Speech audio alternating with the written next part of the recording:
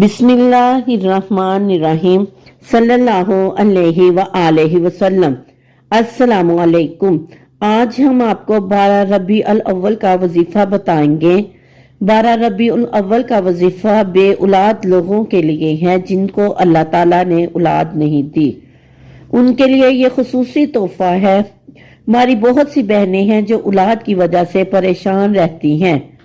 اگر اولاد ہوتی ہے تو ان کا حمل نہیں ٹھہرتا اور مسکیریج ہو جاتا ہے۔ ان بہنوں کے لیے بھی یہ وظیفہ بہت اچھا ہے۔ اللہ تعالیٰ سے یہ وظیفہ کر کے دعا مانگے، اللہ ہمیں نیک اور صالحہ اولاد دے، ایسی اولاد دے جو ہماری بخشش کا ذریعہ بنے، ایسی اولاد دے اے اللہ جو ہمارے دلوں کا سکون بنے۔ کرنا یہ ہے کہ درود ابراہیم 11 مرتبہ پڑھنا ہے۔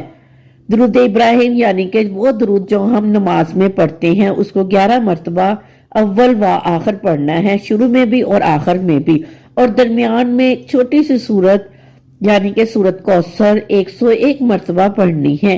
یہ قرآن پاک کی سب سے چھوٹی سورت ہے، اس کو 101 مرتبہ پڑھنا ہے۔ پڑھ کے اللہ تعالیٰ سے دعا مانگنی ہے۔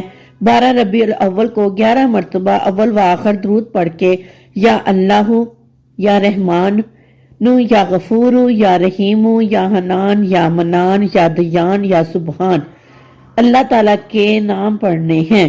بہترین یہ ہوگا کہ آپ 12 ربیع الاول کو ہر نماز کے بعد 11 مرتبہ اول و آخر درود پڑھ کر دعا مانگے تو بہتر ہوگا۔ اگر تھوڑا سا وقت ہے تو اللہ تعالیٰ سے اس وظیفے کو 12 ربیع الاول والے دن 2 مرتبہ کر لیں۔ زیادہ بہتر یہ ہے کہ ہم ہر نماز کے بعد اس وظیفے کو پڑھیں۔ اللہ تعالیٰ اس کی برکت سے بے اولاد جوڑوں کو اللہ تعالیٰ نیک اور صالحہ اولاد دیتا ہے۔ اللہ تعالیٰ نورینہ اولاد دیتا ہے، اللہ تعالیٰ بیٹی عطا فرماتا ہے، اللہ تعالیٰ صاحب اولاد بناتا ہے۔ اللہ تعالیٰ ہر بے اولاد کو نرینہ اولاد دے، اللہ تعالیٰ ہر بے اولاد کو ان کی آنکھوں کی ٹھنڈک اولاد دے جو ان کی بخشش کا ذریعہ بنے۔ جن کے پاس اولاد ہے اس اولاد کو بھی اللہ تعالیٰ ان کی بخشش کا ذریعہ بنائے۔ آمین ثم آمین۔ صلی اللہ علیہ وآلہ وسلم۔